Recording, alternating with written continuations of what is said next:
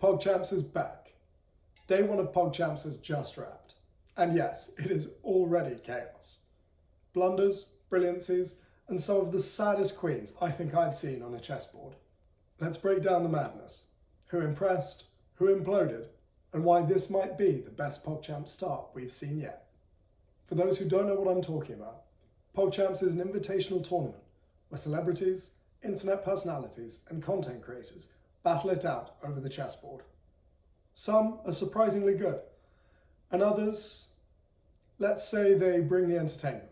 It's fast-paced, it's hilarious, and somehow still educational. Think chess meets reality TV, but most of them have a Twitch channel. I'm going to give a brief overview of what happened in day one, and some of my favourite games that hit the board, or computer. For the round-robin section of the tournament, each player plays 2 games of 10-minute plus 5-second chess against every other player in their group. Each round, there is a total of 3 points that a player can get. If, after the 2 games, the players are tied, then we go to Armageddon Blitz, where the players will be playing in 3 minutes plus 5-second blitz format until a decisive result is achieved. The top 3 players from each group will move into the championship bracket, and the bottom 3 players will go into the consolation bracket. These brackets will initiate the knockout section of this tournament, where the top 6 players will be fighting for part of the $100,000 prize pool, and the bottom 6 will just be playing for the place. We have a great set of competitors in Group A, with a mix of talent and drive, and some more there for the vibes and pizza. Now, before I get you and me hungry, let's get into the first game. In round 1, we saw Fortnite professional Mongrel face up against the YouTube creator Sambucha. Mongrel has been training daily with his coach, and Sambucha has even gotten training from the legendary James Canty III. With the stakes high and the expectations even higher, the players hit the boards. With Sambucha on the white pieces and Mongrel on the black pieces, we start with a Scandinavian. Kind of. Move 3 and the queens are already off the board and white's lost his ability to castle. This is what PogChamps is all about. The game from here continued about as normally as you can for a PogChamps game. Black develops, white decides to piss off Benjamin Feingold, and then black plays a6 for no apparent reason. Sambucha develops his knight, so Mongrel, deciding that he wants to develop his dark square bishop soon, decides to lock in his light square bishop with e6. I guess he prefers the dark square bishops? White decides to kick the knight on f6, and after a few moves of normal development, then we see a trade of dark square bishops. Sambucha then decides to offer up his light square bishop for black's knight. Mongrel says no thanks and castles.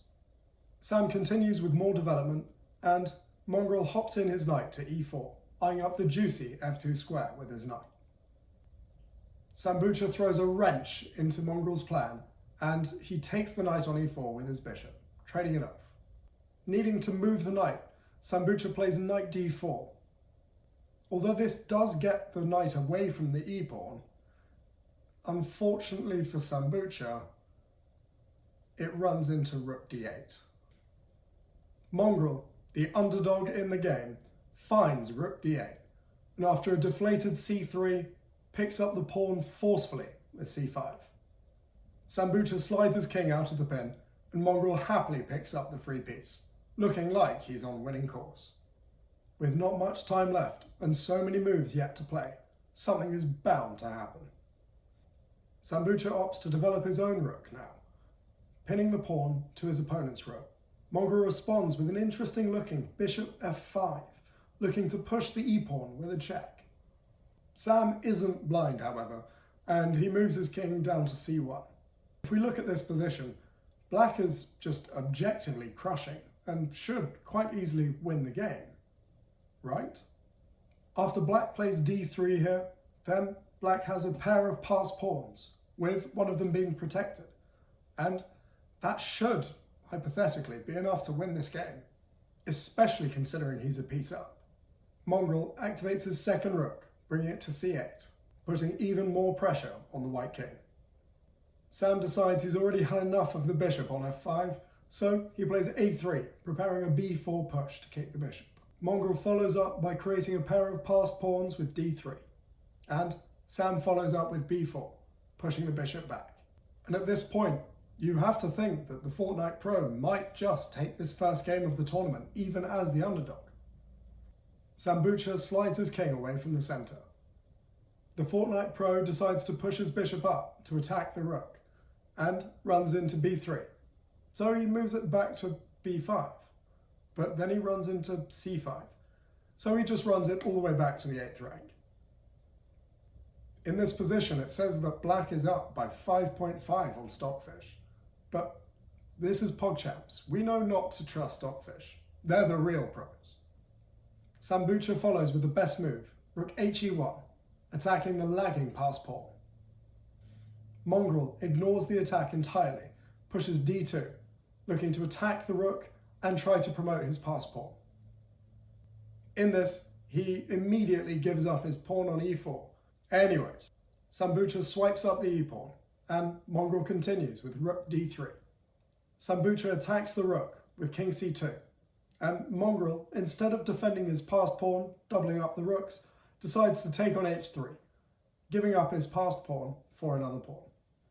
Here, Mongrel's advantage is slowly starting to diminish, but again, he's still a piece up. But this is PogChamps, and there's a lot still left to play. After bishop c6, attacking the rook, Sambucha decides to double up the rooks on the d file. So Mongrel, defeated, decides to pull his bishop back to e8. Maybe I'm missing something. Stockfish too, but, you know, Sambucha plays rook d8, and Mongrel happily trades off a pair of rooks. He then delivers a check, and after his opponent's king moves, he sees that he's under a checkmating threat, and that his bishop is under attack. So he plays h6. I get that he's dealing with the checkmating threat, but you're so close, and you could just slide the king to... Well, that's just PogChamps for you. I mean, the game has to be over now, right?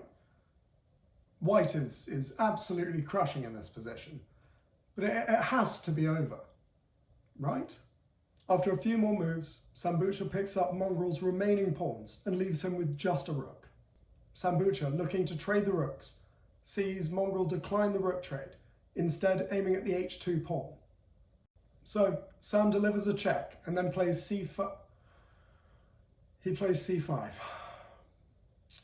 completely ignoring after rook takes h2 check that skewers his rook and his king. Okay, what is even more ridiculous is that in the resulting position, White is drawing the game because the c-pawn is far enough up the board, so promotion is practically inevitable. Black here should play rook b8 check, skewering the king and the b-pawn, and then giving up a draw after c7. Yet, black makes another mistake, instead opting to play rook e8. Sambucha might have a chance to win this, and plays c7, now only one square away from promotion. The only real thing he can do to potentially win this is to get the b-pawn involved, and then we might have a game on our hands again. Then king f7, another mistake from Mongrel. The only thing that White can do to win this game is to push the b-pawn, but it's a fully winning advantage and should be able to take it. Sambucha, in fair fashion, plays king b7, looking to protect his promoting pawn. Doing this, unfortunately, he does miss the idea of bringing his b-pawn to promotion, but maybe there's still more left in this game. Mongrel brings his king one step closer, and here Sambucha makes a vital error, and he promotes the pawn. And after the trade, then Mongrel is just able to hop his king over and take the b-pawn, and a draw is reached. Mongrel and Sambucha, in a shocking turn of events, both leave game 1 with half a point. What an incredible game to kick off the Pogchamps tournament. For the second game, I chose round 4, game 1, in between Lydia Violet and Linza. Who could finish on top? We start off with a Philidor defence. White develops a second knight, and Linza follows suit. White then over-defends the e-pawn, blocking in the light square bishop, and Linza follows by developing her light square bishop. Lydia slides her bishop up to e2, looking like she may castle for the first time this tournament. Linza now puts on a positional masterclass, creating a Marozzi bind-like structure with c5. Unfazed by all of this, Lydia continues with a3. And after more development from black, we see b4 thrown into the mix. Linza follows up with queen d7. Is she going to long castle here? Lydia prepares for the opening of the b file and plays rook b1. Linza sees this and decides, let's break in the centre, and plays d5. We see e takes and bishop takes, and Stockfish is begging for Lydia to castle. Linza then decides to over-defend her c-pawn, yet Lydia takes anyways, opening up the b file. The bishop now takes back, and you know what, I have to admit, so far, this game has not been as crazy as I would have expected from 2-200s. Good job to the girls. Lydia plays h4. At this point, James Canty, commentating, claims that perhaps she's going down a route of the French defence, where White plays h4 to get a rook lift in. I'm just going to have to give her the benefit of the doubt. Here, Linza castles, and Lydia performs her rook lift with rook h3. Linza follows with g6. Maybe she wants to fianchetto her king at some point. We'll get back to that. White's knight hops in, gets kicked away, and then Linza pulls her bishop away from the threat. Then Lydia plays the slightly confusing rook f3. Linza then follows up, trying to attack the rook, but Lydia, out of nowhere, finds the second best move in the position, where taking the knight comes with check, and after the bishop takes, she then follows up with rook takes. Let me know if your puzzle of the day, if you can find the better move than knight takes f6. Chuck it down in the comments below. Linza now follows up and fianchettos her king, attacking the rook on f6, which then Lydia drops back to f3. And she must have seen that the knight was attacking this square, as Linza follows up by taking the rook with check. Lydia then takes back with the pawn, avoiding a trade of light square bishops. Rook c8 comes in from Linza, and Lydia, claiming a mouse slip, plays bishop d2, which is one of the better moves in the position. Linza then plays a5, leaving the pawn on b6 unattended. So Lydia plays rook b5. She's deciding to double attack the bishop instead. Fair enough. As the next move from Linza is rook a6, defending the pawn instead of the bishop. Lydia then takes the bishop with her rook, and Linza, in her frustration, plays rook c5, looking to attack the rook that just took her bishop. Unfortunately, she completely missed that this rook could now take her queen, and her queen gets eliminated from existence. Linza, trying to create counterplay, decides to push some pawns around, and Lydia then ends up winning a pawn for a knight. Lydia then attacks the rook, and with only 36 seconds left on her clock, Linza is looking like she is in deep, deep trouble. Now, after a few more moves of shuffling around, Lydia brings her rook to h8, preparing to strike. Lydia goes for the check on f8, and the king throws itself out the way. But Lydia continues her attack with rook g8 check, to which then she loses the bishop. Lydia moves her queen to c2, and Linza follows by moving her king closer to White's side. There's a mate and 2 on the board. First, queen f5 check, and then wherever the king goes, we follow with mate. Queen h7 check, not bad from Lydia. And now, rook h6 is forced. After that, we have a forced mate and 2 with f4 check, and then queen takes h6, checkmate. Queen e7, I mean, that's fine. And then after rook d6, there's mate in 1 on the board. All she needs to do is find queen g5, checkmate. But she wants the pawn instead, taking the check. King h4. Wait, there's another mate in 1. Queen h2 is checkmate right here, right now. She plays rook g4. Queen g3, please, rook e4. I'm going to keep these next 13 moves a bit short and sweet. After swiping up another pawn, Lydia's hit with check. Then, as Lindsay is infiltrating with her king, it almost looks as if she has some counterplay, completely ignoring the mate in 3 on the board. Let me know if you can find that too. Lindsay then picks up a pawn and loses the other rook for it. But then she plays check, looking as if she's trying to trade rooks. And then she just moves her king instead and loses the rook anyways. I get it now. She's going for a stalemate. Can she pull this off? Lindsay decides to pick up 2 more pawns along the way. Yet, the mating net is slowly closing around her. Now, after king d5, we have queen d6 mate.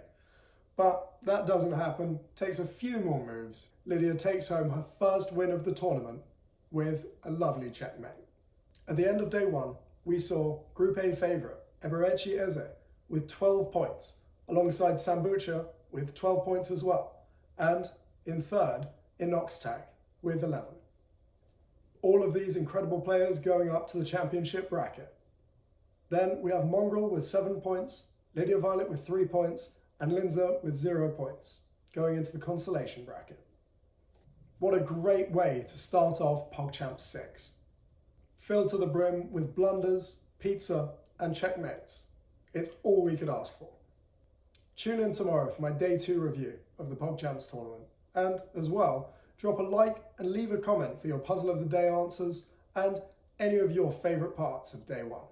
Thanks for watching.